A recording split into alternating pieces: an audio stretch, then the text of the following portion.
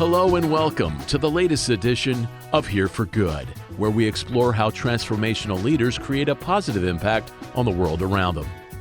Throughout history, inspirational leaders and organizations have always used the power of words to connect with emotion, galvanize communities, and enlist others in causes for change and good.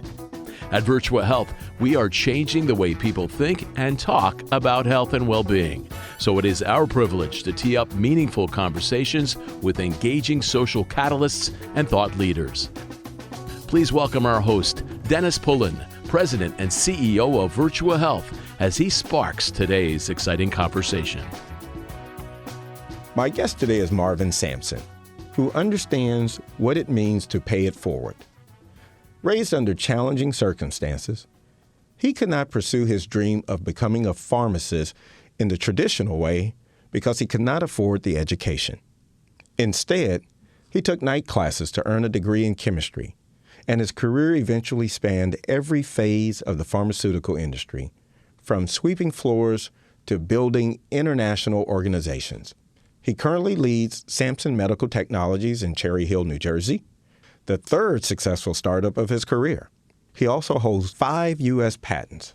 Marvin's personal success led him to philanthropy and sparked a desire to have a positive impact on young people growing up much like he did. In addition to serving on boards, his generosity and his passion has led him to support numerous initiatives, including Virtua's own cancer center in Moorestown, New Jersey, which now bears his name. Marv, welcome to Here for Good. Thank you very much, Dennis. It's great to be here. And I am extremely excited about our conversation today, but I would like to start maybe talking a little more about Samson Medical Technologies. Help me understand what that is. I know you've started a number of organizations, both nationally and internationally, but tell me a little bit about Samson Medical Technologies and what it does. Well, I never thought that it would be a business. It started almost 20 years ago when I received a call from the director of a pharmacy in Boston. He was the director of the pharmacy at Mass General Hospital. And he called me and he told me that the hospitals in Boston, a group of hospitals called the Partners, wanted to develop a delivery system for antibiotic drugs. And they partnered with a company in Philadelphia. And the company in Philadelphia was supposed to supply the drugs. Unfortunately, the president of that company left the company. He was the champion. It was his idea to work with the Boston hospitals. And so when he left, the hospitals had no source of supply. They had already built a regional compounding center in Revere, Massachusetts. They had developed a delivery system with MIT. And they had everything but the drugs they needed. And they had invested almost $5 million. So he called me and he said, you know the antibiotic business. You've run a company that manufactured antibiotics. Can you help us? So was it a matter of being in the right place at the right time? Or the wrong place at the right time? I'm not sure. And happened to have the skill set, right? I had the skill set and I had the connections. I had the raw material suppliers in Europe. And so I went to Europe, one of my suppliers in Italy, and I said, they need large containers of antibiotics. And they're going to put these antibiotics in solution and put them in syringes. And with this company, he and I developed a delivery system, an antibiotic delivery system. And I trademarked the name SmartPak, and we patented the bag design. And actually, I never thought it would become a business. It was a hobby. I didn't take a salary, and probably for the first 10 years, any profits we made, I used for fellowships and scholarships for pharmacy programs. But at some point, you realized that this was truly a substantial ongoing enterprise, that hobby had become a business. It had become a business, and what really made the difference, Dennis, was my son joined me. And he brought some new ideas in. He had worked for Baxter. He knew the hospital business. And where I was more the technical guy, he was more the sales and marketing guy. And he brought a bunch of new, young ideas. And thanks to my son, Scott, we have built, as you said, a very significant business. So you mentioned that when you started this business, it was more of a hobby. You didn't take a salary. You sort of reinvested the proceeds from this business back into scholarships for students. That's correct. Let's talk about you as a student. I know that you grew up in somewhat of a challenging environment. Right. Tell me a little bit about your childhood and how it has informed you today. Yeah, I grew up as a middle son in a single-parent home in Philadelphia. My mother was an immigrant from the Ukraine. She came here when she was 17 years old. And to support her family, to support her 3 sons, she went back to school and became a bookkeeper. And she just was a wonderful example for the 3 of us. She taught us the importance of family, the need to work hard, and more than anything else, she taught us to do things right. And so when I was very young, I began delivering newspapers. I began working in a drugstore when I was 10 years old. This was a neighborhood pharmacy. I dusted shelves. I put orders away. I helped the pharmacist any way that I could. I took out the trash. And I was very fortunate because the pharmacist, his name was Mickey Lev, became my second mentor after my mother. He taught me about the practice of pharmacy, stressing that the profession was as much about people as it was about medication. So has that been sort of a carryover for you in terms of your leadership style, knowing that you had a very impactful mentor early on in your career? Is that part of what you bring to the Marvin Sampson today in terms of your own leadership? I think so. I think that being raised in a single-parent home without a father, I had about 2 or 3 surrogate fathers that kind of adopted me. Mm-hmm. Mickey Lev was one of them. And this was not a pharmacy like you have a pharmacy today. We were the first level of medical care. If you had a splinter in your finger or something in your eye, we took it out. Really? If you had a cough, we prescribed a cough syrup. It was a very poor neighborhood. And Mickey taught me that people that need medication. And whether they had money to pay for it or not, he would make sure that they received their medication. This neighborhood it was a 32nd and Diamond in Philadelphia, and a number of doctors were on Diamond Street. And in those days, if the doctor would write PP at the bottom of a prescription, meaning poor person, give them a break. They actually put it on the prescription? Put it at the very bottom of the prescription. Really? And, we would fill prescriptions for 15, 25 cents, or whatever it was. And so I learned a lot from Mickey. That's an interesting concept. So tell me, what led you to become so involved in philanthropy? I guess a number of things. One, I guess when I was raised, my mother taught us the value of supporting those in need. And supporting someone in need wasn't voluntary. It was something that she felt was a requirement. And all of us had a duty and an obligation to help others. So that became part of your character, part of your very fiber, because she sort of instilled that in you at such an early age. Absolutely. She said that, if we have something, we have to share it. And we have to help people that are less fortunate than we are.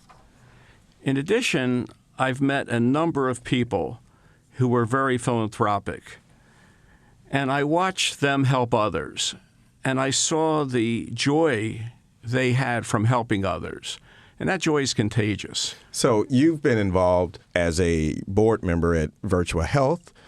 You have been the chair of the Board of Trustees for University of the Sciences, and a number of initiatives that focus on young people. How did these become such an important factor for your charitable giving? When I was a kid growing up in Philadelphia, school districts were different than they are today. I went to a school that had a library, that had laboratories. I got a pretty decent education. Today, with all of the school budgets being cut, it's very difficult. There are schools today that they don't have librarians, so the libraries are closed. They don't have laboratories, so they're teaching laboratory sciences without a laboratory. And so I really felt, and I feel very strongly, that I want to make sure that kids today have the quality education or have a chance to get the education that I did. So would that be one of the factors that you take into consideration when it comes to charitable giving, that it's either around education or healthcare? Do you have sort of a list or a criteria that you sort of either walk through or think through when it comes to what informs your decision? Yes. I have a charitable foundation that my daughter is the executive director. And so when we get a request, I really consider the mission and the values of that organization. And are they in sync with our values and our mission? Yes, education is very important to me. Healthcare is extremely important to me. And so if I could help kids, especially children, get the exposure and the education that I had, it's very important to me. So you mentioned your daughter runs your foundation. How have you tried to influence others, friends, family members, colleagues, to be more community-minded or philanthropic? Has that been a real challenge for you, or do you also take pride in trying to encourage others to take part in improving the overall health and well-being of the communities where we work and live? I think the way to do that is by example. And so I've encouraged my children and my grandchildren to give back. If I gift to my children, I say to them, I want you to give a certain percentage of this gift back to charity. I don't care what charity it is. Think it through. Make sure it's a worthy cause. And it's amazing. My children and my grandchildren and my friends have become very charitable. I've also found that other philanthropic people see what's important to me. And if it matters to me, they support the same causes that I support. That's great. So what do you think your 18-year-old self would think about who you are today, now that you see the values that you've placed in your kids and in your grandkids, and just thinking back when you were 18, what do you think Marv would say about the Marvin of today? He wouldn't believe it. He would be shocked. I mean, when I was 18, my dream was to become a pharmacist, to go to the same school that Mickey went to. And as you said earlier, I couldn't afford to go to that school. And so it was interesting that now I am chairman of the board of trustees of a university that I couldn't afford to go to many years ago. Yeah. But I've lived the American dream more than once. I still pinch myself every single day saying how lucky, how fortunate I have been, and how much I have to be thankful for. So an 18-year-old Marvin or even a 78-year-old Marvin still can't believe I'm where I am today. But it's interesting. You're right. You have lived an inspiring life, and your story is phenomenal considering where you started from. What sort of advice would you offer a young person that believes perhaps that their dreams are beyond their reach? What kind of advice would you offer up? Work hard, be honest, be a good listener. I think listening is very important, and you and I had a very brief discussion about that a few minutes ago. Yeah, my dad used to tell me I couldn't learn a darn thing if I was talking. Well, my first employer, Mickey Lev, said, if your mouth is open, you can't learn. I had a professor once that said, God gave us 2 ears and 1 mouth for a reason. Listen more and talk less. But I think listening is very important. Hard work. Defining what your objectives are and doing what you have to do. And if you make a mistake, own up to it. Mm-hmm. We all learn from our mistakes. And getting back to listening, I learn from everyone around me. I learn from you. I learn from my children. I learn from my grandchildren, our students. And so I think listening is a very important quality. Years ago, I was asked to give a speech not about success, but about failure. Why do people fail? Why do businesses fail? And I thought about it, and I wrote a speech. I called it the 3 Ps. And the 3 Ps were perfection, procrastination, and poor planning. And, I think of that all the time, Mm-hmm. Because so many people want to put things off. I'll do it tomorrow. I'll do it the day after. It doesn't help. So did you have many individuals that sort of model? I know you talk about Mickey, but were there others that were a perfect model for you, or sort of that gave you sort of that roadmap to success, such that you think about being that model for others? Were there any truly impactful individuals outside of your mother and Mickey that provided you with that modeling? I think there are 2 other people that I'd like to talk about. One was a gentleman by the name of David Schwartz. Dave Schwartz was a man that was the Philadelphia distributor for Owens, Illinois, Kimball Glass. And at that time, they were the largest supplier of glass containers to the pharmaceutical industry. I met Dave when I got into the pharmaceutical business. And Dave was an immigrant from Hungary, came here when he was 17 without anything but the shirt on his back. And he built a very successful business through sheer determination and incredible customer service. He was one of my suppliers, but he also became a very dear friend. And one of the things that he always talked about is if we achieve success, we have a responsibility to pay it forward. Mm-hmm. And that's something I never forgot. Probably one of the most influential people in my life was Agnes Varis. Agnes Varis was one of the toughest, gutsiest, most formidable and talented people I have ever met in my life.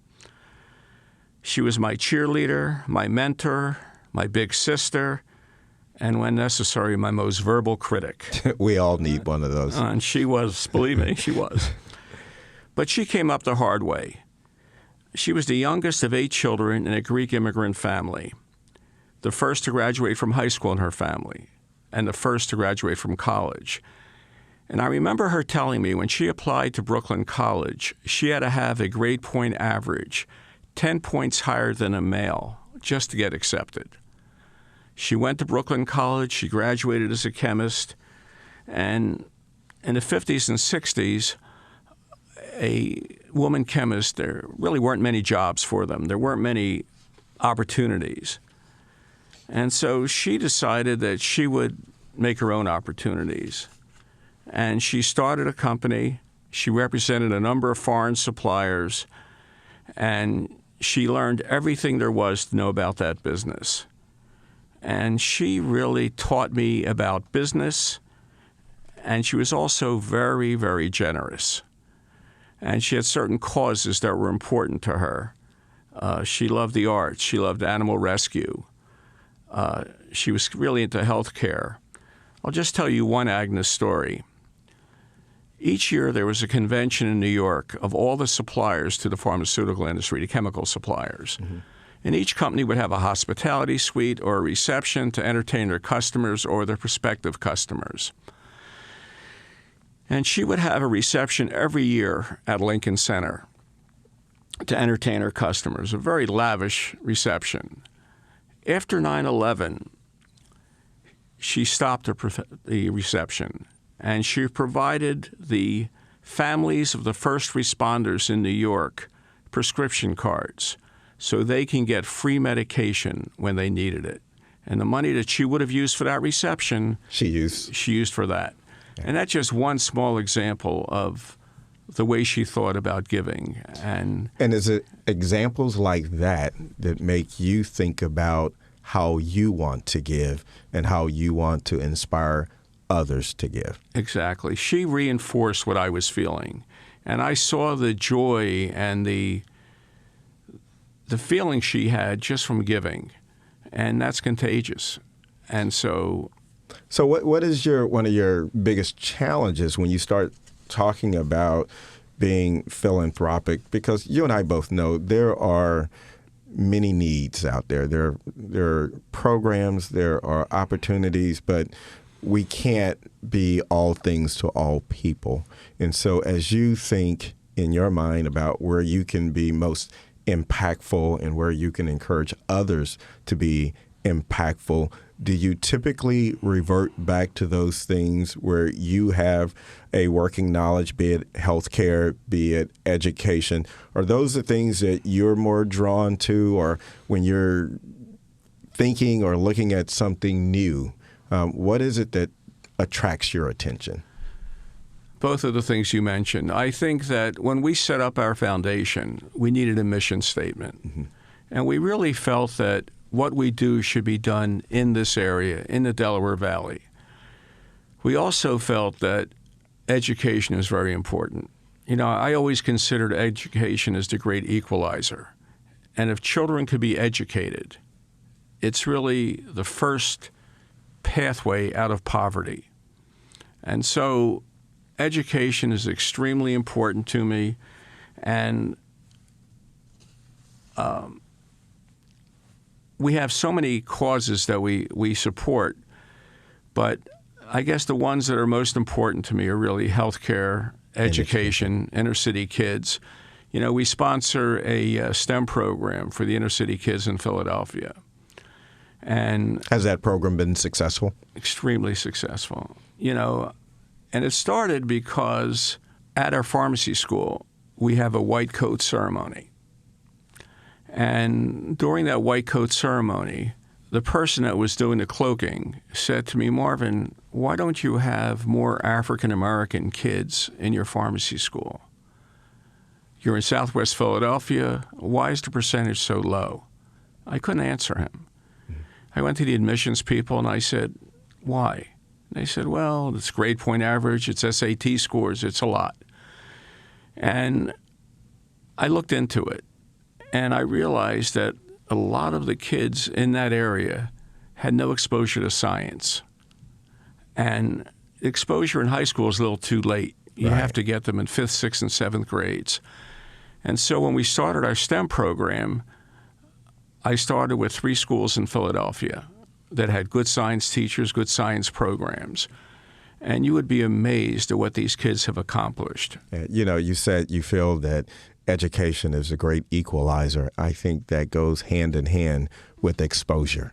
And I think the work that you have done, the work that you are doing, lends itself to doing just that, creating opportunities, creating exposure. And I will tell you, I find your story to be one that is very inspiring, and I think our listeners will as well. So I just want to tell you how much I appreciate you sharing your story with us. I think you're living proof of how people can be here for good. So I just want to thank you for being here and offer you an opportunity if there's anything else you want to share in closing. But your story is a powerful story. I think your efforts and your commitment and your charitable contributions really demonstrate the fact that you believe in paying it forward. And so I want to thank you for being our guest today, and hopefully you found this to be a worthwhile conversation. Well, it's more than worthwhile. Thank you very much, Dennis. And I want to tell you how I feel and how important Virtua is to me as well. Okay. All the things we talked about, Virtua is doing. We're helping the kids in Camden with education, with food, with medical care.